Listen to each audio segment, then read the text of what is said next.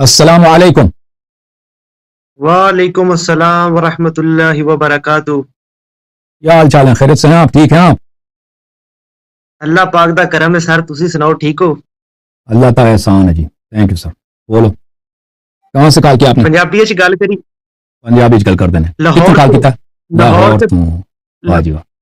Punjab university تو. واہ جی واہ. پنجاب یونیورسٹی پڑھتے ہو کام کرتے ہو؟ پڑھدے سال ہون چھڑ دیتا. حالات بڑے خراب نے. تانوں تو پتہ ہی ہن ڈیوٹی کیتی 12 گھنٹے تے میری اکھاں دے وچ سوزش ہی پیدا ہو گئی ہے ساڈا انتظار کر کے. اللہ تمہیں شفا دے. یہ کی حکم ہے ساڈے واسطے؟ ساڈے نال سوال تے بڑے کرنے سن لیکن جنی رات پی گئی ہے تے میں ہیگا نا پنڈ جڑا ہیگا نا گاؤں تو بلونگ کرنا تے گاؤں دے وچ جڑا ہیگا نا سگنل دا بڑا مسئلہ ہوندا ہے جی. تے کافی دیر تہاڈا انتظار کیتا ہے. چھت دے اوتے میرے تے پیر بھی سن ہو گئے نے. پاؤں جنوں کہندے نا سن ہو گئے. سوال تے ماشاءاللہ کافی رکھے سن. بسم اللہ کردے ہاں. سب نال پہلو جڑا سوال جڑا میں تہاڈے نال جڑا کرنا چاہ رہا پنجابی وچ گل کردا کوئی مسئلہ تے نہیں؟ ناظرین واسطے اردو وچ گل کرو نا. اچھا جی اردو میں بات کرتے ہیں جی. سب سے پہلے تو حسن بھائی میرا یہ سوال ہے علامہ صاحب کہ پچھلے دنوں انجینئر مرزا صاحب نے ایک پوڈ کاسٹ کیا ہے کہ جس کے اندر آپ کا ذکر خیر ہوا ہے. تو اس کے اندر انہوں نے کہا کہ میری نہ تو کبھی اللہ یاری سے بات ہوئی ہے اور نہ ہی میری کبھی ای میل کے اوپر ان کے ساتھ کوئی بات ہوئی اور نہ کوئی سبسکرائبر وغیرہ کی. تو اس کے بارے میں آپ کیا کہتے ہیں جی؟ تو آپ ان کے اپنے چینل میں جائیں. ابھی تک وہاں پہ ویڈیو پڑا ہے. وہاں پہ علی احسن صاحب کی وہ ویڈیو ہے ان کے اپنے چینل پہ کہ وہ مجھے مناظرے کی چیلنج دے رہے ہیں پرانے والی. جی جی. تو وہ جو انہوں نے اپنے چینل میں لگا دیا ہے تو کس نے لگا دیا؟ اس کے مرزا کے اپنے چینل میں علی احسن کی ضرورت نہیں ہے کہ ویسے ویڈیو اپلوڈ کریں. تو اس نے خود اس سے اپلوڈ کرایا ہے. اس سے کہا کہ تم ریکارڈ کرو تو اپلوڈ کرو. تو یہ پر کہنا کہ میں نے نہیں کیا. اگر وہ آپ کے چینل پہ کوئی وہ مناظر علی احسن تو مجھے مناظر کا چیلنج نہیں دے رہا تھا نا. وہ مجھ سے کبھی مناظر نہیں کرے گا. علی احسن وہ مناظر ہے ہی نہیں. وہ تو آپ کی جانب سے کر رہا تھا نا. پھر کہہ دینا کہ میں نے نہیں کیا یہ تو بھائی. اور پھر آج علی احسن آئے تھے. میں نے سب کے سامنے ان سے پوچھا کیا مرزا صاحب نے نہیں کہا تھا کہ میں اللہ یاری سے نہیں کرتا کیونکہ ان کے سبسکرائبر کم ہے. تو علی احسن نے خود کہہ دیا کہ بھائی جی ہاں یہ صحیح ہے مجھے یاد ہے. حالانکہ مجھے یہ یاد بھی تھا کہ اس نے کہا تھا 80,000 جو سبسکرائبر ہو جائیں گے تو ہم مناظر کریں گے ان کے ساتھ. تو اس وقت میرے سبسکرائبر بہت کم تھے. میں اردو میں پروگرام نہیں کرتا تھا. 5,000 6,000 اس طرح تھے. تو اس وقت انجینئر کے اپنے سبسکرائبر 2.5 لاکھ تھے. 3 لاکھ 2 لاکھ اس طرح سے زیادہ. تو اس وقت اس نے کہا تھا. تو آج میں نے ان سے پوچھا کہ یہ سچ ہے؟ اس نے کہا جی مجھے یہ یاد. اس نے کہا تھا جی. تو یہ آپ خود دیکھ لیں. وہی آج ہی کے پروگرام میں علی احسن نے شہادت دی. شاید وہ بھول گیا. مستری صاحب بھول گئے یا جھوٹ کہہ رہے ہیں. بہرحال دوسرا میرا یہ سوال ہے کہ غامدی صاحب نے ایک جگہ فرمایا ہے کہ سود جو ہے نا وہ دینے والے پر کوئی گناہ نہیں لینے والے پر ہی گناہ ہے. حتیٰ کہ میں نے تو شروع سے یہی پڑھا یہی سنا کہ سود لینے والا دینے والا اور اس کو جو ہے نا وہ آگے پروموٹ کرنے والا اس کے خلاف اللہ تعالیٰ اور اللہ کے رسول سے ان کا اعلان جنگ ہے. یہاں تک قرآن کا بات ہے. قرآن میں سود لینے ایک پہ پابندی ہے نا. قرآن میں تو یہی ہے. اسی بات سے وہ تو قرآن کی بات کرتا ہے. وہ حدیث کو تو مانتا نہیں ہے نا. غامدی یہی ہے. غامدی کا یہی نہیں. غامدی صاحب تو نہیں حدیث کو مانتے نہیں مانتے ہو؟ مانتا ہے حدیث کو. کیوں نہیں مانتا؟ اچھا تو اس کی جو بات ہے نا وہ صحیح ہے. لیکن یہ قرآن کے متعلق قرآن میں صرف سود لینے کی بات ہے اور سود دینے کی وہاں پہ ذکر نہیں ہے قرآن مجید میں. روایات میں بھی اکثر جو ہے نا جہاں ربا کی بات ہو رہی ہے ربا 2 قسم کی ہے. ایک ربا یہ ہے کہ میں آپ سے مال خریدوں نا مثلا گندم کے مقابلے میں مثلا آپ مجھے 10 کلو گندم دے دیں میں اس کی قیمت 12 کلو گندم رکھ دوں تو اس کو ربا کہتے ہیں. ایک ربا یہ ہے کہ مثلا میں 1 لاکھ روپے مجھے دے دو اور میں آپ کو ہر مہینے 500 روپے دے دوں گا یا مثلا اس کو 1,20,000 کر کے واپس کر دوں گا. یہ 2 طرح کے ربا ہیں. اچھا تو یہ اس پہ اللہ تعالیٰ نے پابندی لگا دی. پہلے والی ربا جو ہے اس پہ تو پابندی ہے. دوسری والی جو ربا ہے ابھی تک میں نے جو احادیث دیکھے ہیں اس میں ربا لینے پہ ہے حرمت ہے اور وہ بھی صرف مسلمان سے اگر انسان لے لے. اگر کافر سے لے لے تو اس میں حرمت نہیں ہے. لیکن جہاں تک ربا دینے کا ہے اب میری تحقیق اس مسئلے میں اتنی وسیع نہیں ہے. میں نے جو دیکھا اس میں نے منع نہیں دیکھا کہ کہیں ربا دینے میں کہیں منع ہو. ٹھیک ہے نا. شیعہ حدیث روایات میں نے یہ مجھے نظر لیکن میں نہیں کہتا کہ میں نے سب حدیث دیکھی ہیں. میں نے جتنا دیکھا نا مجھے نظر نہیں آیا دینے پر. دوسرا وہ کہتا ہے کہ جو معراج کا واقعہ معراج ہے حضور اکرم صلی اللہ علیہ وسلم اللہم صلی علی محمد وعلی آل محمد کہ جب وہ جو واقعہ معراج ہے وہ کہتے ہیں انہیں خواب میں ہوا ہے. بکواس کر رہا. معراج جسمانی ہے. बकवास कर ख्वाब में हुआ। ठीक है। शिया रिवायात अहादीस में तो बहुत सारी। और हयातुल कुलूब जिल्द नंबर 2 के अंदर है कि इमाम जाफर सादिक से रवायत है कि हजरत इब्ने अब्बास जनाब अली की खिदमत में हाजिर हुए और कहा कि लोग हजूर सल्लम को बकी में दफन करने पर इतफाक करते हैं और इस बात पर भी इतफाक करते हैं कि इनका नमाज जनाजा जनाब अबू बकर सदीक पढ़ाएं। किसकी हयातुल कुलूब है, जिल्द नंबर 2 है, सफा नंबर किसकी नमाज पढ़ाएं? 1198 है। किसकी नमाज पढ़ाएं? हजूर सल्लम की नमाज जनाजा हयातुल कुलूब में जिल्द वो तो नंबर 2 है, आपने सफा खुद अपनी नंबर आंख से देखा? 1198। आपने खुद अपनी आंख से जी देखा? जी जी जी सर, जी सर, जी सर, ये वाला ठीक मैंने है, लिखा आपने हुआ। उर्दू वाले में देखी होगी ना, वो हमारे पास जो हयातुल कुलूब असल में फारसी में है, और हयातुल कुलूब ये कोई तारीख की किताब नहीं, ये नसीहत व नवाइज की किताब है। तो ये नामा बाकर मजदी साहब की है। मजलिसी की है, मुझे पता है। तो मुझे नहीं लगता कि ये आप सही नकल कर रहे हैं। आपने कहाँ देखा? खुद हयातुल कुलूब में देखा है? किसी इमेज वगैरह पीडीएफ में किसी ने काट के दिखाया आपको? पीडीएफ में नहीं, ये जो है ना, इसके ऊपर जो है ना मोहम्मद अली नक्शबंदी साहब हैं, बरेलवी मकातब फिक्र के, तो तकरीबन 2000 से पहले तकरीबन उनका सन्ने वफात हो गया, तो उसके ऊपर उन्होंने ना अहले तशय्यो के जवाब के ऊपर 13 किताबें लिखी हुई हैं, 13 किताबें लिखी हैं। कायदे जाफरिया आपने कहाँ देखा है? आपने वो नक्शबंदी की किताब में देखा? मैंने उस किताब के अंदर, हाँ जी, उसके नीचे उसके हवाले सारे दर्ज हैं, कई मैंने चेक किए और वो ठीक निकले हैं। नहीं भाई देखो, ये जो है ना हयातुल कुलूब, पहली बात यह है कि मैं आपकी खिदमत में अर्ज करूं कि ये कोई मसादर में से नहीं है, ठीक है ना। ये तो एक फारसी किताब है, आवाम के लिए लिखी गई है। दूसरी बात यह है कि इस तरह का मैं देख रहा हूँ हयातुल कुलूब में,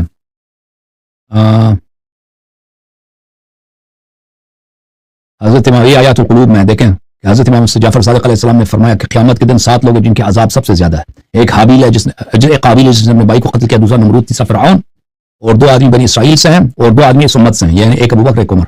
अच्छा, जो आप कह रहे हैं ये नमाज में देख रहा हूं, मेरे सामने है। यह है कि किस बाब में लिखा?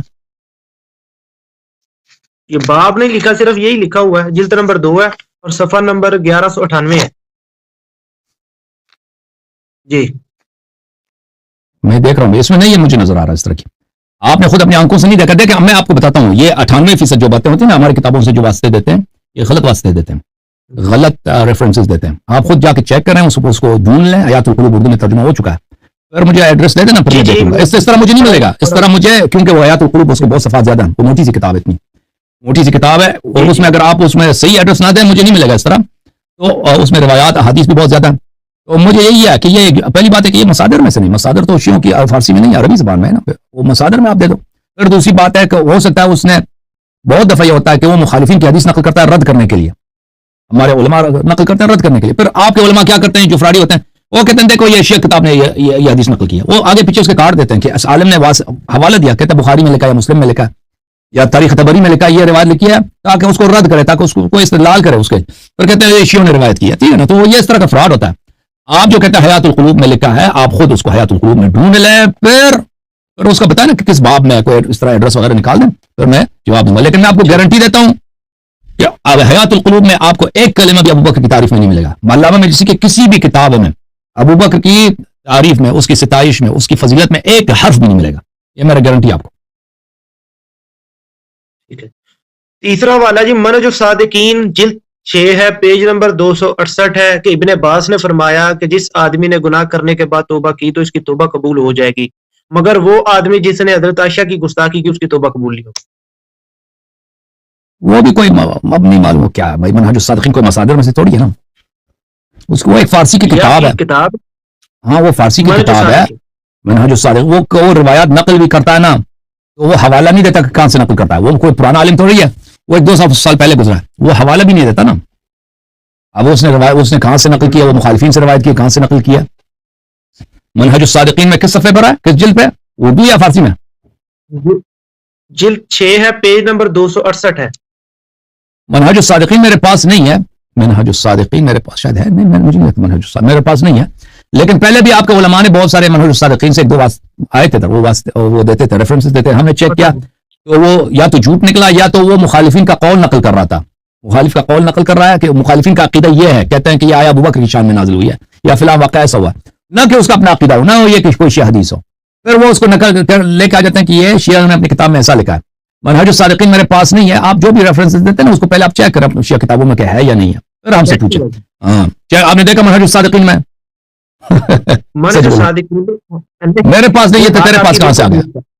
ہاں نہیں, یہ بات بالکل ٹھیک, لیکن یہ جو کتاب سے جس سے میں نے حوالے نقل کیے نا, یہ کتاب تقریباً 100 میں سے 99% ٹھیک ہے.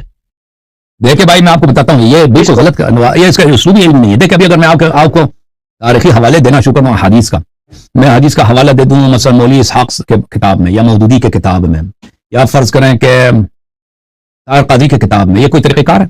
آپ کہیں گے کہ بھائی یہ مصادر نہیں ہے. بھائی حدیث اگر دکھانا ہے نا مصادر سے دے دو, اس نے کہاں سے نقل کیا, ترمذی ہے, سنن نبی داؤد, اس طرح مصادر سے دے دو نا.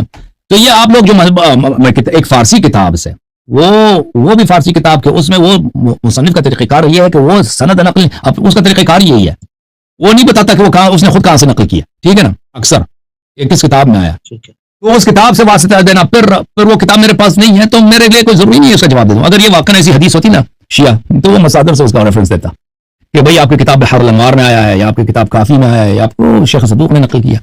وہ کیونکہ کتاب معلوم ہے. جو وہ مجہول کتابوں سے فارسی کتابوں سے واسطہ ریفرنس دیتے ہیں وہ اسی ہے کہ وہ اسی فراڈ کے لیے کہ ان کا ریفرنس ہی جو ہے باطل ہوتا ہے. اوکے ٹھیک ہے. اگلا میرا ایک سوال ہے کہ جناب ابو طالب جو ہیں, آپ کو پتا ہے کہ ان کے جو ہے نا عدم ایمان کے اوپر جو ہے نا بخاری و مسلم کے اندر کافی زیادہ روایات ہیں. تو ایک تو میرا یہ سوال ہے کہ کیا آپ کے بکس کے بھی اندر ایسی کوئی روایات ہیں, اور ایک اور میرا سوال ہے کہ سول من الکافی ہے, جلد نمبر 1 ہے, صفحہ نمبر 231 ہے, روایت نمبر 1213 ہے. امام جعفر صادق علیہ السلام سے یہ روایت ہے کہ انہوں نے فرمایا کہ ابو طالب علیہ السلام کی مثال اصحاب افق کاف کی طرح ہیں, ایمان کو چھپایا اور شرک کو ظاہر کیا. اس کے بارے میں آپ کا کیا کہنا ہے؟ جی, آپ پہلی بات یہ ہے کہ آپ نے پیغمبر کے والد کو کہاں چھوڑ دیا نا آپ کی کتابوں میں؟ پیغمبر کی والدین کو آپ لوگوں نے معاف کیا؟ بھائی مجھے بتاؤ, نبی صلی اللہ علیہ وسلم کے والدین کریمین کو معاف کیا آپ لوگوں نے؟ ہاں, اور مجھے بتاؤ بھائی قرآن کہتا ہے انما المشرکون نجس, مشرکون ہے ہی نجس, ناپاک. تو تمہارا تو عقیدہ یہ اجماعی ہے کہ ان کے والدین نستجیر باللہ, بخاری کا بھی مسلم کا بھی دونوں. اور آپ لوگوں نے اپنی کتابوں میں ایسے غلیظ روایتیں نقل کی ہیں کہ انسان دنگ رہ جاتا ہے. بھائی میں نے آج یہ تو بخاری مسلم کی روایت میں ادھر دکھا چکا ہوں, میں آج ایک روایت میں نے دیکھا ہے اس کتاب کس میں, کتاب فخر رازی میں, تفسیر فخر رازی میں دیکھو وہ اس طرح نقل کرتا ہے. اب شاید یہ دوسری کتابوں میں بھی ہے, یہ تفسیر مفاتیح الغیب ہے فخر رازی کی جلد نمبر 6 چھاپ دار الفکر.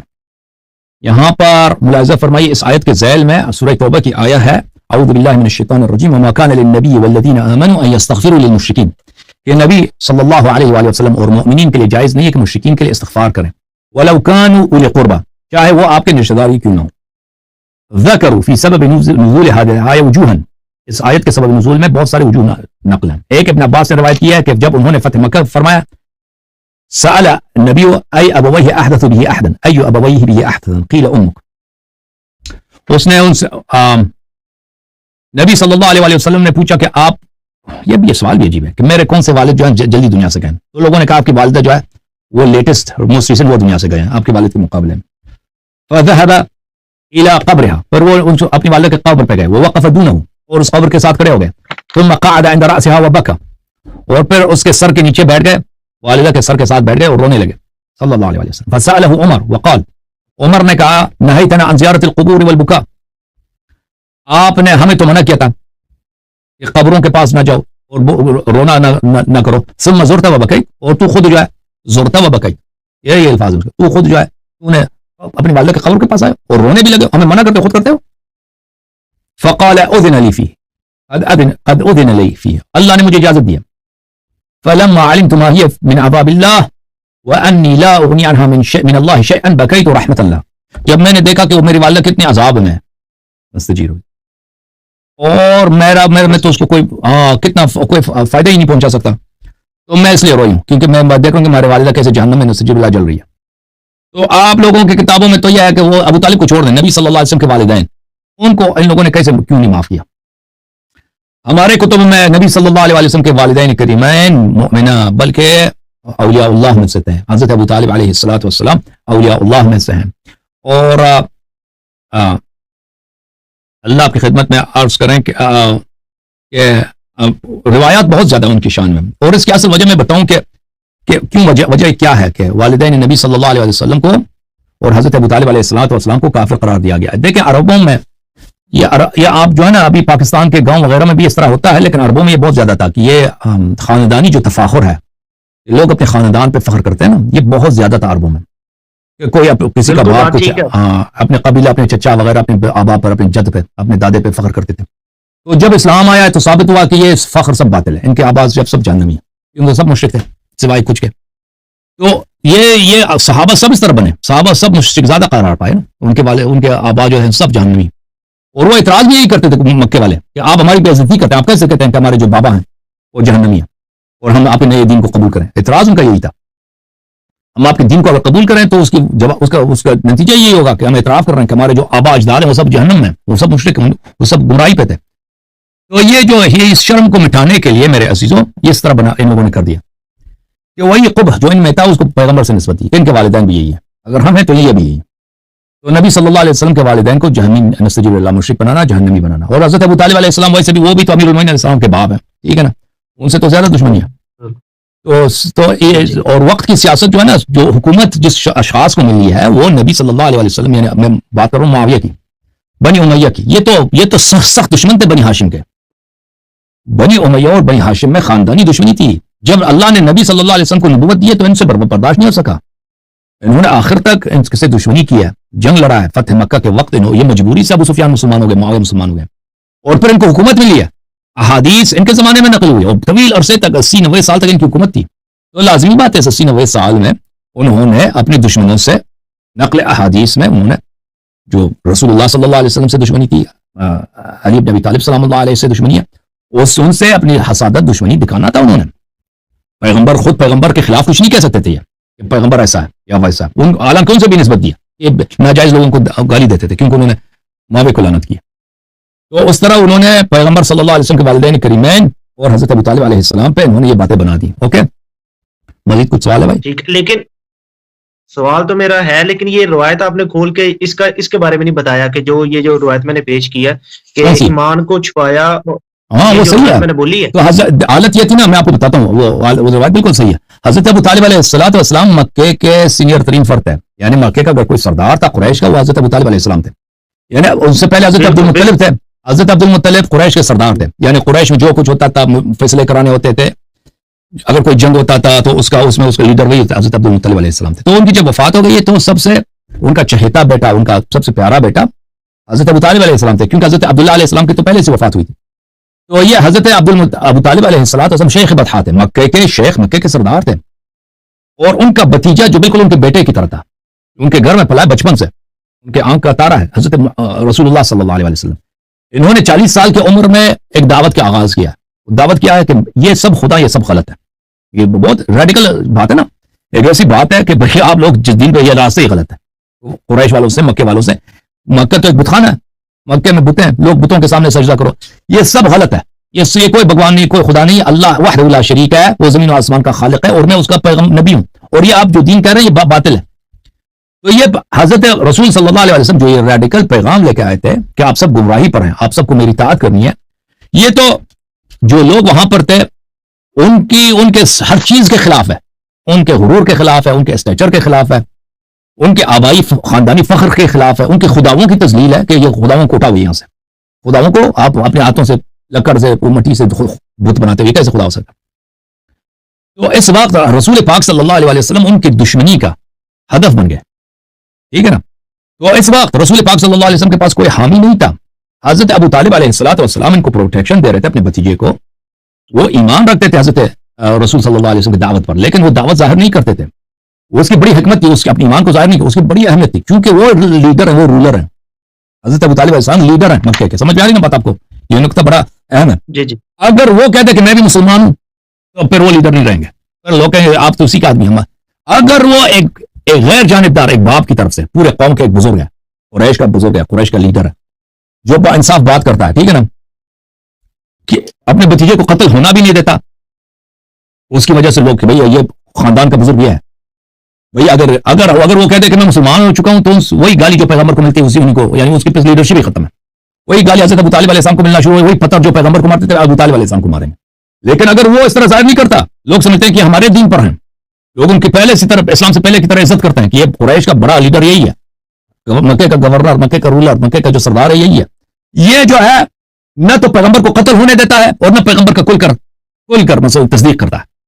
تو یہ نبی صلی اللہ علیہ وسلم کے لیے بہت زیادہ اہم ہے، نبی صلی اللہ علیہ وسلم کے لیے بہت زیادہ مفید ہے اس طرح سے ان کی مدد کرنا. تو حضرت ابو طالب علیہ السلام بالکل تقیہ کرتے تھے، اور وہ اسی صورت میں پیغمبر کی مدد کر سکتے تھے کہ اگر وہ تقیہ کریں. اگر وہ کل کر مسلمان اسلام ہونے کا دعویٰ کرتے تھے تو پھر وہ جو پروٹیکشن وہ دے رہے تھے پیغمبر کو، اس طرح پروٹیکشن نہیں دے سکتے تھے. اور کفار بار بار آتے تھے ان کے پاس کہ بھئی آپ اپنے بھتیجے کو بولیں. آپ نے سنا ہے نا تاریخ میں ان کو اگر لڑکی چاہیے تو ہم ان کو بہترین لڑکی سے شادی کرا دیتے ہیں، اگر ان کو دولت چاہیے جتنا پیسہ یہ مانگے ہم ان کو دولت دے دیتے ہیں. بھائی آپ ان سے کہتے ہیں کہ اپنی دعوت سے باز آ جائیں، بھائی ہمارے خداؤں کو کچھ نہ کہیں. تو نبی صلی اللہ علیہ وسلم نے کہا کہ چچا اگر یہ سورج کو میرے دائیں ہاتھ پہ رکھیں، چاند کو میرے بائیں ہاتھ میں رکھیں، میں اپنی دعوت سے باز نہیں آنے والا. تو کیوں حضرت ابو طالب علیہ السلام کے پاس جاتے تھے؟ اس لیے جاتے تھے کہ حضرت ابو طالب علیہ السلام کی بہت بڑی اسٹیچر تھی وہاں پہ. وہ مکے کا سب سے بڑا، سب سے پر اثر رسوخ لیڈر تھے. وہ مکے کا سب لوگ ان کے احترام کرتے تھے، اور حضرت رسول صلی اللہ علیہ وسلم بھی ان کا احترام کرتے تھے. سب پورے قریش کے بڑے تھے اور یہ ان کے بیٹے کی طرح تھے نا. اور وہ یہ سمجھتے تھے، قریش والے یہ سمجھتے تھے کہ یہ ہمارے دین پر ہے، یہ اپنے بتیجے کو سنبھال سکتے ہیں، اور اسی لیے وہ قتل نہیں کرتے تھے. حضرت ابو طالب علیہ السلام کی اسٹیچر کی وجہ سے وہ قتل نہیں کر سکتے. اور جب پیغمبر کی حضرت ابو طالب علیہ السلام کی وفات ہو گئی تو پیغمبر فوراً مجبور ہو گئے کہ مکے سے مدینے چلے جائیں، کیونکہ اب ان کو پروٹیکٹ کرنے والا کوئی نہیں تھا مکے میں. جی دوسرا میرا سوال یہ ہے کہ آج 22 رجب المرجب ہے. آج امام جعفر صادق علیہ السلام کا جو ہے نا، علیہ السلام کا جو ہے نا وہ ولادت کا دن ہے. نہیں، معاویہ کی موت ٹھیک کا ہے، دن ہے. ٹھیک نہیں معاویہ اس دن مر چکا ہے. معاویہ کی موت کا دن ہے نا، سنہ 60 ہجری میں. امام جعفر، میں نے تو کہیں نہیں دیکھا. امام جعفر صادق کی ولادت کا دن نہیں ہے یہ؟ نہیں، یہ معاویہ کی موت کا دن ہے بھائی. رجب 22 رجب ان کی معاویہ کا موت ہے. ہاں وہ بھی ہے، لیکن ایک بات ہے کہ ہمارے یہاں برصغیر کے اندر جو ہے نا، یہ 22 رجب کو جو ہے نا وہ نیاز بنائی جاتی ہے، جس کو ہم کنڈے کہتے ہیں. آپ کو شاید پتا ہو. نام سنا ہے میں نے، دیکھا نہیں. نام سنا، دیکھا نہیں ہے. آپ اسنا اشریہ کے نہیں ہے؟ شریح ہے، میں پاکستانی نہیں ہوں، میں پاکستان میں نہیں رہا. لیکن ہمارے ادھر جتنے بھی ہیں اسنا اشریہ، انہوں نے آج جو ہے نا وہ اچھی بات ہے. کنڈا دیکھیں، یہ اس دن یہ شکرانے کا دن ہے. اس جو روایت میں ہے اس دن روزہ رکھا جائے نا، روزے کا دن رجب میں روزے رکھنے کی بڑی استحباب ہے، بالخصوص 22 رجب کو روزہ رکھا جائے. لیکن جو نظر دینا لوگوں کو، ہاں بہت ہے، اقبال الاعمال میں ہے نا، میں دکھا دیتا ہوں. دکھائیں گے تو پھر ہی ہے نا، میں دکھا دیتا ہوں. ایک منٹ. تو جو کھانا کھلانا یہ تو ہمیشہ مستحب ہے، انسان مومنین کو کھانا کھلائے ہمیشہ اس کی ثواب ہے. اچھا میں آپ کو دکھا دیتا ہوں رجب.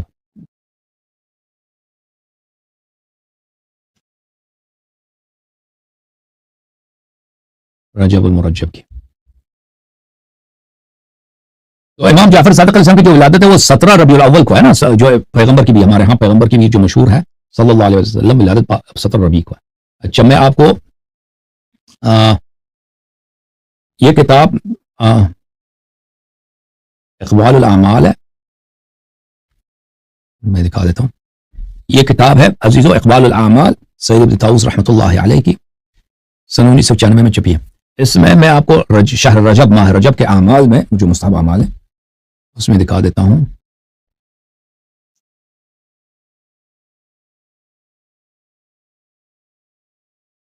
جی ہاں، یہ صفحہ نمبر ہے 173.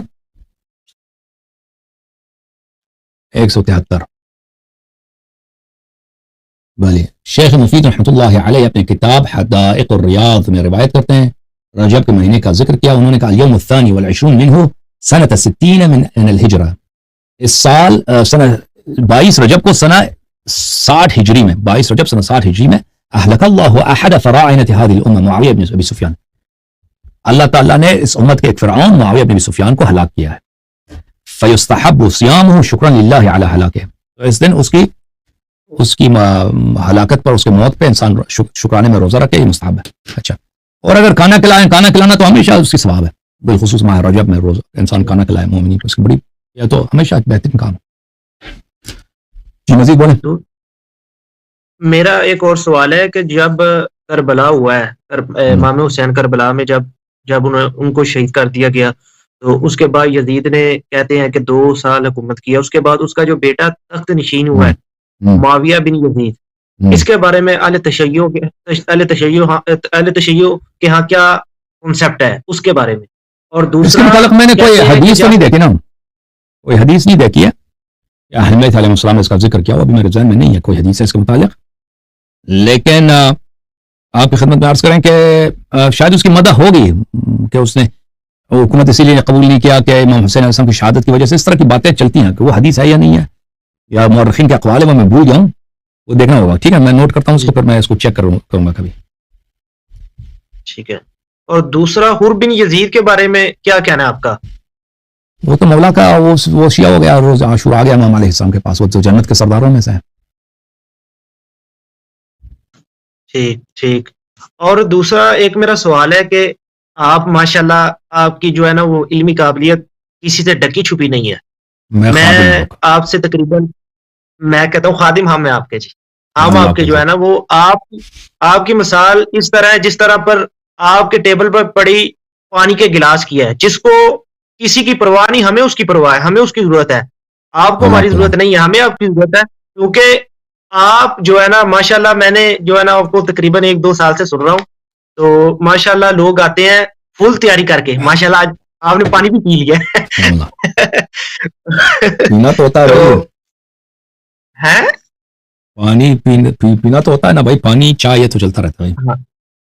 ہاں جی بالکل بالکل جی. آپ کی تو دیکھیں نا لوگ آتے ہیں آپ سے ماشاءاللہ بات کرتے ہیں 3-3 گھنٹے، اور جو بھی موضوع وہ چوز کریں تو آپ تو کہتے ہیں جی آمین. تو ہمارے جو ہے نا وہ میرے چاچو وغیرہ سب جوائنٹ فیملی کا اکٹھے رہتے ہیں، تقریباً 40 سے زیادہ افراد ایک گھر میں رہتے ہیں، تو کافی زیادہ ہم آپ کو کیا بات ہے، سچی بات ہے. اور سب یہ اکٹھے رہتے ہیں، اور سب سے بڑے میرے ابو ہیں اور میری امی ہیں، تو سارا گھر کا کھانا میری امی نے بنانا ہوتا ہے. تو کافی زیادہ سنتے ہیں. تو ابھی جو ہے نا چاچو میرے نے ایک سوال کیا تھا کہ آپ ان سے پوچھئے گا کہ آپ جو ہے نا ماشاءاللہ کام تو کافی زیادہ اچھا کرتے ہیں، لیکن اتحاد امت کے اوپر آپ بات کیوں نہیں کرتے، یعنی کہ اتحاد امت کیوں نہیں کرنا چاہتے. حتیٰ کہ وہ کہتے ہیں ٹھیک ہے کہ آپ کے پاس دلائل ہے، آپ حق جو ہے نا وہ حق پر ہے، لیکن آپ اتحاد امت کا کیوں نہیں کام کرتے. جس طرح کی آپ باتیں کرتے ہیں، مانا کہ آپ جو ہے نا وہ کتابوں سے ثابت کرتے ہیں، لیکن جو ہے نا وہ کیا خیال ہے ایک نیا فرقہ بناتے ہیں، اس طرح فساد پیدا ہوتا ہے. ایک نیا فرقہ بنا دیں، نیا فرقہ بناتے ہیں اتحاد والے. نہیں، فرقے تو آگے کافی زیادہ ہو گئے ہیں، فرقے تو کافی زیادہ ہو گئے ہیں. عرض یہ ہے کہ اتحاد دیکھیں، اتحاد کا نسخہ جو اللہ اور رسول صلی اللہ علیہ وسلم نے بتایا نا، وہ بہترین نسخہ ہے. دین میں سب کچھ ہے، اتحاد جو ہے اس کا نسخہ اللہ اور رسول صلی اللہ علیہ وسلم نے واضح طور پہ دی ہے. انہوں نے فرمایا ہے کہ میرے بعد قرآن اور اہل بیت علیہ السلام کی اطاعت کرو، اتباع کرو، کبھی تم گمراہ نہ ہو جاؤ گے. تو اس کے علاوہ اور پھر یہ آیا جو ہے وہ اعتصموا بحبل اللہ جميعا ولا تفرقوا، اللہ کی رسی کو مضبوطی سے پکڑو اور متفرق نہ ہو جاؤ. یہ اللہ کی رسی اہل بیت الاطہار علیہم السلام ہے. میں اتحادی کی طرف بلا رہا ہوں، لیکن میں اپنے سے اتحاد نہیں بنا سکتا. اتحاد کا ایک ایسا نسخہ جو جہل پہ مبنی ہے، جو علماء کرام انجام دے رہے ہیں ان کا نسخہ غلط ہے، غیر شرعی ہے. وہ کہتے ہیں کہ لوگ اپنے عقیدے رکھے ہیں بس متحد ہو جاؤ. یہ کیا کون سی بات ہوئی کہ جو غلط راستے پہ وہ غلط راستے پہ رہے، جو بدعت پر ہے بدعت پر رہے، جس کی نماز باطل ہے وہ اسی طرح باطل نماز پڑھتا رہے، جس کی طلاق نکاح باطل ہے اسی طرح غلط راستے پر رہے. اصل سنت نبی صلی اللہ علیہ وسلم زندگی میں نہ سیکھے اور پھر آپس میں جو ہے مسکراتے رہیں. یہ نسخہ قرآن اور رسول صلی اللہ علیہ وسلم کی جانب سے نہیں ہے. اللہ اور رسول صلی اللہ علیہ وسلم کی جانب سے حقیقی اتحاد کا حکم ہے، اور وہ یہ ہے کہ ہمارا دل اور ہمارا ظاہر اور ہمارا باطن اور ہمارے اعمال قرآن اور اہل بیت علیہ السلام کے فرامین کے مطابق ہوں. یہ اتحاد ہے. باقی جہاں تک یہ بات ہے کہ مسلمان آپس میں مختلف مذاہب فکر، جو سب لازمی بات ہے، سب حق کی بات مان لیں، یہ تو ابھی ہمارے بس کی بات نہیں ہے اور ہمارے زمانے میں نہیں ہونے والی. یہ آپس میں امن سے رہیں، محبت سے رہیں، یہ تو بڑی اچھی بات ہے. میں اسی لیے کہتا ہوں کہ اللہ تعالیٰ سے توفیق دے افواج پاکستان کو کہ جتنے مولوی ہیں، چاہے شیعہ چاہے مخالفین، ان سب کو سمندر میں پھینک آ جائے تاکہ یہ اختلافات ختم ہو جائیں. ٹھیک ہے نا؟ اس کے علاوہ کوئی چارہ ہی نہیں ہے. مدارس سب بند ہو جائیں، مولوی صاحبان کو جو ہے ایک بڑی کشتی میں ڈال کے نا ان کو بالکل سمندر میں 100 میل آگے جا کے چھوڑ کے آ جائیں. پاکستان کے اندر اور سب سے پہلے شیعہ مولوی، سب سے شیعہ مولوی اور ان کے بھائی دونوں پھر جو ہے امت جو ہے نا ایک سیکولر گورنمنٹ بنے پاکستان میں، اور لوگ جو ہے یہ تکفیر وغیرہ کا سلسلہ بند ہو، اور لوگ جو ہے بھائی دین پہ عمل کریں، دوسرے سے پیار سے رہیں. کیونکہ جتنا پاکستان میں مدارس نے اور مساجد نے اور مقررین نے بد امنی پھیلائی ہے اور ایک دوسروں کا قتل کرائی ہے، بالخصوص شیعہ عوام کے قتل کرائی ہے، اس کے کوئی حساب ہی نہیں ہے. بے شک دوسرے ملکوں میں بہت کم ہے. میں ہاں ہاں میں اور اس کے ذمہ دار مولوی علماء مولوی حضرات ہیں. میں سنی اور ہمارا تقریباً جو ہے نا وہ خاندان بریلوی مکاتب فکر سے جو ہے نا وہ تعلق رکھتا ہے. اور یہ بات واقعی بالکل ٹھیک ہے. ہم نے ساری زندگی یہی سنا ہے کہ شیعہ کی بکری قرآن کھا گئی. یہ تو پتہ بعد میں چلا یار تو بعد میں پتا چلا یہ تو روایات ہماری کتابوں میں. یقین مانے ہمیں جو ہے نا وہ کافی زیادہ آپ کے آنے سے نا یقین مانے کہ ہم تو اچھا بھی نہیں سمجھتے تھے تشیعوں کو, لیکن آپ کے آنے سے جب آپ نے یہ باتیں بتائی ہیں, آپ نے جو ہے نا وہ دلائل رکھے ہیں, تو یقین مانے ہم آپ کو کافی زیادہ سن رہے ہیں اور کافی زیادہ باتوں سے ہم آپ سے ایگری بھی کرتے ہیں, کافی زیادہ باتیں سے. لیکن ادھر کے جو ذاکرین ہیں اور یہاں کے جو مولوی ہیں جو مسجدوں میں خاص طور پر یہ جو دیہاتوں میں ہیں, یقین مانے ایک ٹکے کا بھی نہیں پتا. یہ بخاری مسلم یہ تو آپ کہتے ہیں نا بات کرتے ہیں, انہیں یہ بھی نہیں پتا کہ بخاری مسلم ہے کیا. 8 سال یقین مانے کہ میری ایک بات ہوئی ہے, یہ جو جس بندے کی کتابوں سے میں باتیں نقل کیا نا, محمد علی نقشبندی صاحب, ان کا جو مدرسہ ہے وہ ادھر ہے لاہور میں, داتا دربار کافی زیادہ مشہور ہے, عثمان بن حجویری. اچھا یہ زندہ آدمی زندہ ہے محمد علی نقشبندی زندہ نہیں, اس کا بیٹا زندہ ہے لیکن وہ تو ابھی فوت ہو چکے ہیں. اچھا اس کا کتاب جس آپ نے نقل کی اس کا کیا نام ہے محمد علی نقشبندی کی, جو میں اس کی کتاب کو چیک کروں. تحفہ جعفریہ, فقہ جعفریہ اور مذہب جعفریہ. یہ جو چشتی ہے نا یہ بھی ہاں جی, تحفہ جعفریہ, فقہ جعفریہ اور قائد جعفریہ, یہ 13 جلدیں ہیں. اچھا. اور جو منیر چشتی صاحب, یہ جو منیر چشتی صاحب آتے ہیں, یہ جو آپ کو حوالے آپ سے پوچھتے ہیں, یہ سارے تقریب کتاب سے اندر سے نکال کے سے پوچھتے ہیں. صحیح صحیح صحیح. یہ کتابیں کافی زیادہ معتبر ہیں, یہ کتابیں کافی زیادہ معتبر ہیں. اور حوالے پہ غلام حسین نجفی نے کتاب لکھی تھی تحفہ جعفریہ در تحفہ حنفیہ در جواب تحفہ جعفریہ. اس کے اوپر وقت کے عالم دین جو تشیعوں کے تھے کتاب لکھی تھی. غلام حسین نجفی یہ بھی لاہور کے راشی تھے. صحیح. ان کی وہ کہتے تھی کونجا تھی آپس میں, پنجابی وچ کہندے تیتی کو. تو اب آپ کی جو کتاب ہے اقراۃ الائمہ کے اندر جو روایات ہیں, اس کے اندر جو ہے نا وہ قرآن کے بارے میں 2 صورتیں لکھی ہیں, سورۃ النورین اور سورۃ الولایت. اس کے بارے میں آپ کیا کہتے ہیں؟ نہیں وہ دیکھیں قرآن کا ایسا اسلوب ہے نا قرآن مجید کا, کہ وہ دوسروں کلاموں میں اس کی ملتی نہیں ہے, وہ چمکتا ہے. قرآن مجید دیکھیں حدیث بھی ہے قرآن بھی ہے نا, حدیث اور قرآن کو ملا یہ مکس ہوتی نہیں ہے. حدیث اور قرآن کے بھی مکس, یعنی پتہ چل جاتا ہے فوراً قرآن کا ایک اپنا منفرد انداز ہے, اس جیسا کسی اور کا کلام نہیں ہوتا.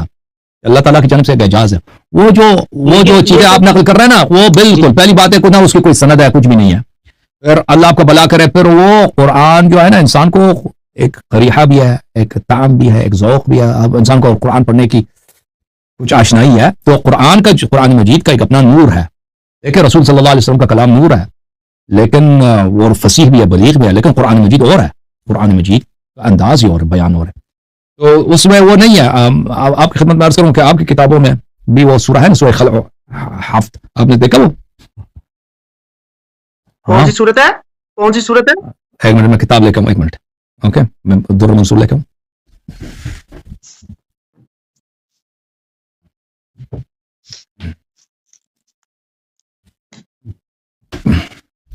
ناظرین یہ کتاب ہے الدر المنثور فی التفسیر بالمأثور, تالیف عبد الرحمن السیوطی, جس کو جلال الدین السیوطی کہتے ہیں. یہ جلد نمبر 8 ہے, چاپ دار الفکر. یہ قرآن مجید کے متعلق بہت بڑی اور اہم تفسیر ہے.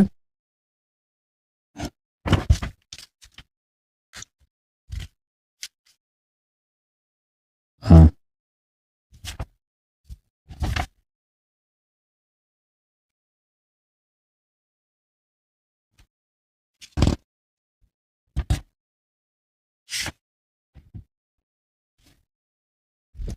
الدر المنثور جلد نمبر 8, یہ جلد نمبر 8 ہے, چاپ دار الفکر. کتاب چھپی ہے کب؟ سنہ 2009 میں. ذکر ما ورد فی جمع فی سورۃ الخلع و سورۃ الحفت. سورۃ الحفت, سورۃ الخلع اور سورۃ الحفت کا ذکر. بھلے حماد نے روایت کیا قرأنا فی مصحف ابی بن کعب. ابی بن کعب کے قرآن ہمارے پاس موجود تھی, اس میں یہ لکھا تھا اللہم انا نستعینک ونستغفرک ونثنی علیک الخیر ولا نكفرك ونخلع ونترك من يفجرك. قال حماد هذه الآن سورة, یہ سورة ہے. وأحسبه قال اللهم إياك نعبد ولك نصلي ونسجد وإليك نسعى ونحفد نخشى عذابك ونرجو رحمتك إن عذابك بالكفار ملحق.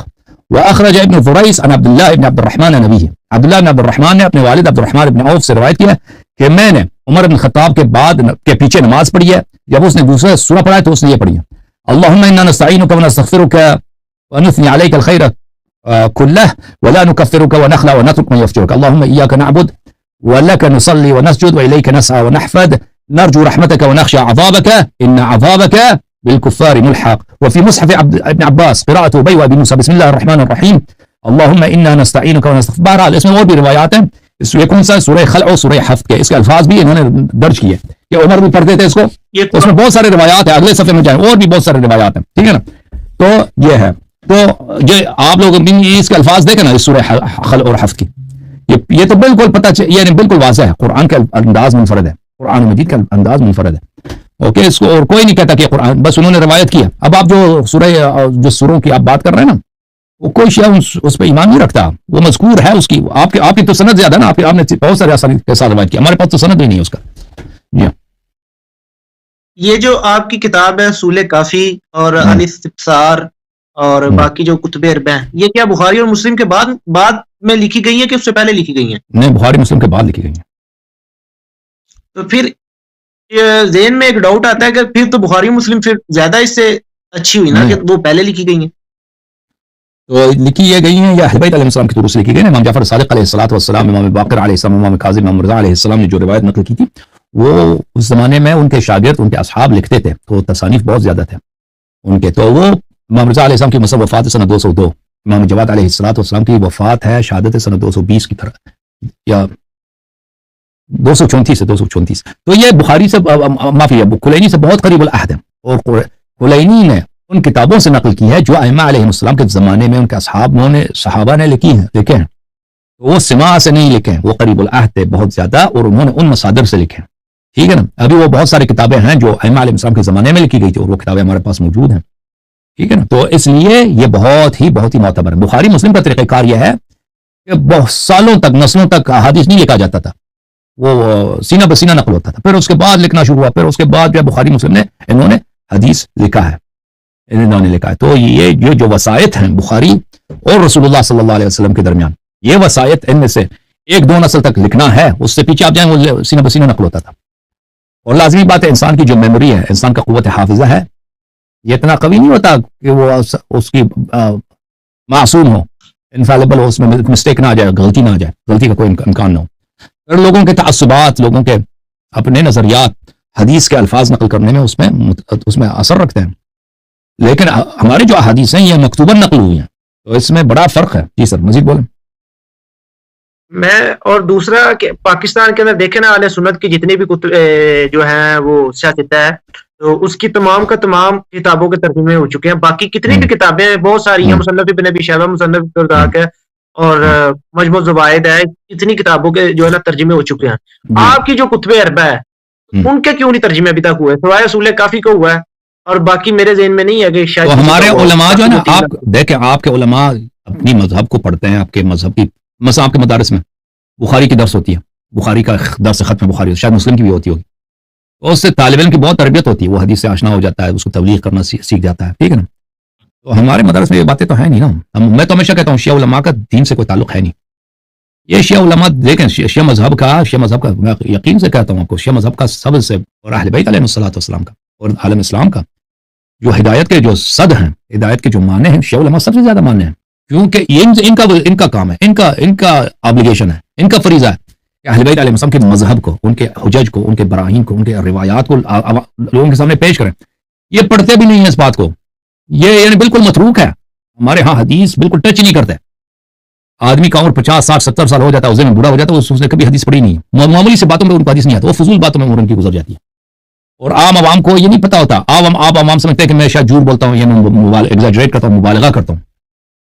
لیکن حقیقت یہ ہے کہ ہمارے مدارس میں کفریات, غلط عقائد, شیعہ مذہب کے بالکل خلاف پڑھائے جاتے ہیں. اور ہمارے بہت سارے مراجع بالکل وہابی ہیں, وہ اتنے پکے وہابی ہیں, وہ اپنے عقائد خود شیعہ سے تقیہ کرتے ہیں, چھپاتے ہیں, حوضے میں بھی چھپاتے ہیں. وہ اپنے عقائد کتاب کی شکل میں نہیں لکھیں گے, نشر نہیں کریں گے. جو صرف لوگ جو ان کو جانتے ہیں پرانے, صرف ان کے خواص افراد کو پتہ ہوتا ہے کہ اس شخص کا عقیدہ یہ ہے, کیونکہ ان کو پتہ ہے کہ اگر میں یہ عقیدہ ظاہر کروں گا تو شیعہ عوام مجھے پہ لعنت کریں گے, مجھ پہ تھوکیں گے. اور یہ میں جو کہہ رہا ہوں, یہ حوزے جو پرانے حوزے میں ہے نا، وہ جو حوزے کے حالات جانتے ہیں مدارس کے، ان کو پتہ ہے یہ باتیں پتہ ہے کہ ہمارے علماء میں کتنے وہابی ہیں، کتنے غلط عقیدہ کفری عقیدہ. یہ تو یعنی میں عرض کرتا ہوں آپ کی خدمت میں، میں شیعہ علماء کو پہلے بہت کچھ سمجھتا تھا نا، احترام کرتا تھا وغیرہ، جتنا میں تحقیق کرتا گیا پڑھتا گیا مجھے اتنے ان سے زیادہ نفرت ہوگی، ہر سال میری نفرت بڑھ جاتی ہے ان سے، ان کی بے دینی مجھ پہ زیادہ واضح ہو جاتی ہے. تو یہ چیز ہی عجیب ہے، اور ان کا فساد اتنا عظیم ہے، شیعہ قوم ان کی وجہ سے تباہ ہو گئی ہے، اپنے علماء کی وجہ سے. اب ایران میں دیکھیں، ایران بالکل اس کی معیشت تباہ ہے، اس کے نوجوان جو ہیں ایتھیسٹ بنتے جا رہے ہیں، لوگ مسجد نماز پڑھنے نہیں آتے، بہت عجیب ماحول ہے. میں بہت سارے ایرانیوں کو امریکہ میں جانتا ہوں، کیونکہ ایرانی آپس میں ان کا دعا سلام ہوتا ہے، تو وہ داڑھی تک نہیں رکھ سکتے. جو متدین ہوتے ہیں نا، جو دیندار ایرانی ہوتے ہیں، دوسرے ایرانیوں کے ڈر کی وجہ سے کہ لوگ مذہبی لوگوں کو گالی دیتے ہیں، مذہبی لوگوں کے چہرے پہ کہ انہوں نے ایران کو تباہ کیا، تو بہت سارے ایرانی داڑھی تک نہیں رکھتے، وہ کسی کے سامنے نماز بھی نہیں پڑھیں گے دوسرے ایرانیوں کے سامنے، کیونکہ اتنا مذہب دین بدنام ہو چکا ہے. اللہ جانتا ہے مذہب دین اتنا بدنام ہو چکا ہے کہ اس کی کوئی حد ہی نہیں. پاکستان میں آپ تصور نہیں کر سکتے کتنی بے دینی اور دین سے دشمنی، نہ صرف کہ لوگ بے دین ہو گئے، دین سے دشمنی، دین سے نفرت. یہ کس کا کارنامہ ہے؟ یہ شیعہ علماء کا کارنامہ ہے. یہ کہ ایران جو تشیع کا گڑھ تھا اس کو لوگوں نے ایسا خراب کر دیا، اور سال بسال بدتر ہوتا جا رہا ہے. اور شیعہ اگر جہاں میں دنیا میں شیعوں سے دشمنی بھی ہے تو انہی علماء کی وجہ سے، انہی کی سیاستوں کی وجہ سے. یہ مزید کچھ بولے میرے بھائی. اور میرا ایک سوال ہے کہ آپ کوئی کتاب کیوں نہیں لکھتے جس طرح باقی لوگ کتابیں لکھتے ہیں، رسالے لکھتے ہیں، اور اس کے علاوہ کسی موضوع کے اوپر کتاب لکھتے ہیں، تو آپ کیوں نہیں لکھتے؟ جس طرح طارق القادری نے کتنی کتابیں لکھی ہیں، ڈاکٹر اشرف حسن جلالی پاکستان کے اندر رہتے ہیں، انہوں نے کتنی کتابیں لکھی ہیں. قادری کی کتابیں وہ سب چوری کی کتابیں ہیں، وہ دوسرے کے متعلق کو چوری کر کے، اس میں کوئی تحقیق تو ہوتی نہیں ہے. تو دیکھیں وہ اگر دیکھیں جو میرے پاس ٹائم نہیں ہوتا کتاب لکھنے کے لیے. میرے پاس یہ پروگرام جو میں کرتا ہوں اس میں بڑا ٹائم لگتا ہے، اور میرے اور بھی کام مصروفیات ہوتے ہیں، اس میں بڑا ٹائم لگتا ہے.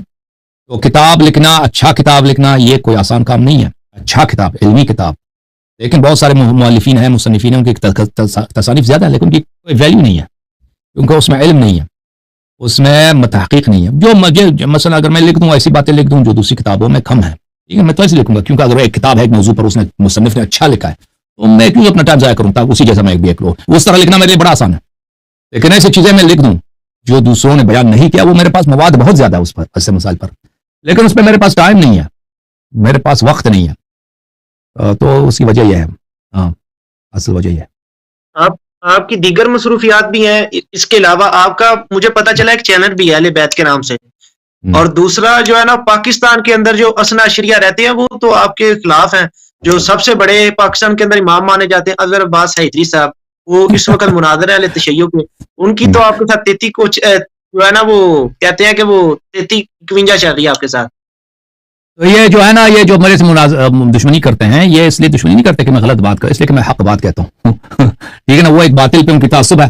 جیسے مثلا سیدانی کی نکاح ہے، اور وہ ان کا اظہر عباس کا اور مسئلہ نہیں ہے. میں نے کہا کہ ایک شخص اگر سیدانی کا نکاح مذہب اہل بیت میں جائز ہے، وہ اس مسئلے پہ یہ ایک جہالت ہے کہ ان کی ایک نادانی ہے، ان کے پاس کوئی دلیل نہیں ہے، اور شیعہ مذہب میں کوئی اس کا قائل بھی نہیں ہے. یاد رکھو، یہ صرف آپ کے پاکستان اور پنجاب کے ملنگ جو ہے نا، یہ بیوقوف نہ، وہ جو دین سے ان کا واسطہ ہی، وہ ذاکرین جو نا، ان کو جب سے میں نے شرط رکھی نا ذاکرین یہاں پہ قرآن سنانے پہلے مناظر، وہ کوئی ذاکر دراتا بھی نہیں ہے. کوئی نہیں آیا، بند ہو گیا سلسلہ.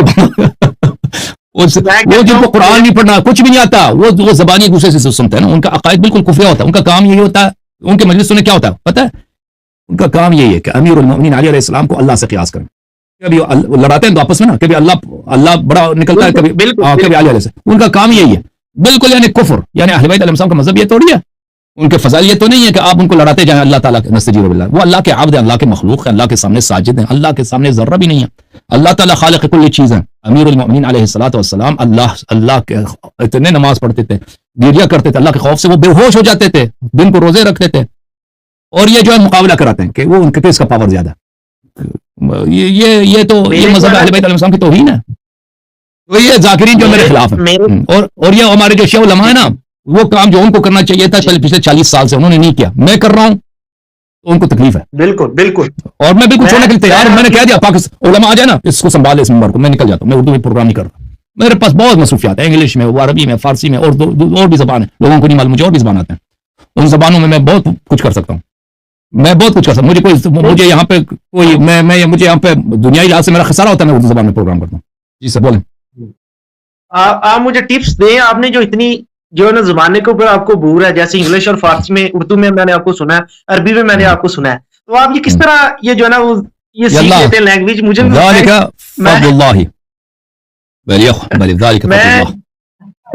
آپ کی جو ہے نا وہ پھر میں کبھی کبھار جو فارسی میں سنتا ہوں میں، یار یہ کس طرح کا بندہ ہے، وہ بعد میں یہاں کے جو علماء کرام ہے نا وہ آپ کے خلاف پروپوگنڈا کرتے ہیں، یہ پہلے ماما لگاتا تھا، آپ اس نے چھوڑ دیا. میں نے کہا ماما ڈالے یا نہ ڈالے بات تو ٹھیک کرتا ہے نا. ادھر کا جو اسنا شریعہ ہے آپ نے بالکل ٹھیک ہے، ذاکرین ہے، ممبروں کے اوپر جا کے مسائل پڑھتے ہیں، وہ میرے 2-3 دوست ہیں، تو میں کالج میرے ساتھ پڑھنے جاتے ہیں، تو میں نے کہا چلو یار کوئی ایک آیت سناؤ نا. ہماری تو عربی میں کتابیں کو میں BS جو ہے نا اسلامک اسٹڈی کے اندر کر رہا ہوں، آگے گریجویشن بھی کر رہا ہوں، تو ابھی میری تعلیم جو ہے نا کنٹینیو، لیکن اب میں پرائیویٹ پڑھتا ہوں. تو وہ یقین مانے انہیں یہ نہیں پتا، حتیٰ کہ غسل کے فرائض جو ہے نا وہ 3 یقین مانے انہیں وہ نہیں پتا. میں نے ایک آدمی سے خود اپنی جو ہے نا کانوزر میرا بڑا اچھا دوست ہے، اور باقی جو ہے نا آج رجب تھا نا، کنڈے شانڈے میں کہتا ہوں یہ مال نام جو ہے نا برفیاں مٹھائیاں سب کھائی ہیں، لیکن نماز کی طرف نہیں آئیں گے. میں نے کہا یار کس طرح کہ آپ علی کے جو ہے نا وہ شیعہ ہو، آپ تو نماز بھی نہیں پڑھتے یار.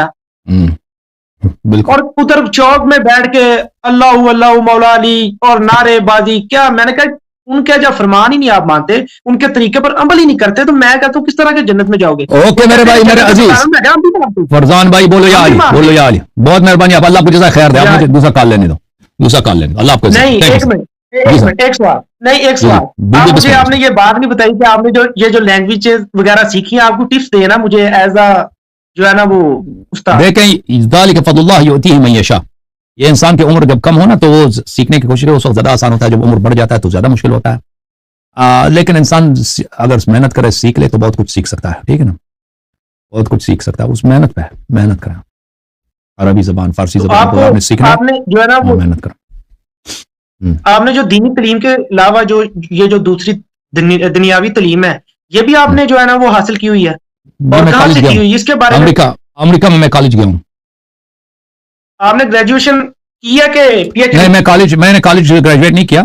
میں کالج کچھ گیا ہوں، پڑھا ہوں، لیکن اس کے بعد مجھے اتنی ضرورت نظر محسوس نہیں ہوئی کہ میں زیادہ پڑھوں کالج میں، کیونکہ میں نے جاب تو کرنا نہیں تھا، اور میں نے جاب کرنا نہیں تھا، اور اللہ کا بھلا کرے مجھے اس کی اتنی ضرورت نہیں تھی. اور یہاں کے کالج کے ماحول بھی بڑے خراب ہیں. یہاں پہ کالج میں دیندار آدمی کے لیے ادھر جانا، ادھر رہنا بڑا مشکل ہوتا ہے. ٹھیک ہے نا، یہاں کے کالج کے جو ماحول ہیں، ہاں وہاں پہ آدمی اگر حلال حرام کی پرواہ کرے تو بڑا مشکل ہوتا ہے وہاں. جی.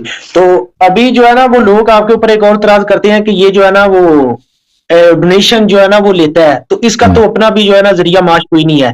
تو آپ اگر کائنڈلی تھوڑا سا اگر بتا سکتے ہیں کہ آپ کیا کام کرتے ہیں، اور دوسرا یہ جو ڈونیشن آپ لیتے ہیں اپنے چینل کے تھرو؟ دیکھیں آدمی جو بھی کام کرتا ہے نا اس کے خرچے ہوتے ہیں. ابھی ہم یہاں پہ پروگرام کرتے ہیں تو ایسے ہمارے امپلائیز ہیں، ہم خرچے دیتے ہیں، ہمارے بہت سارے.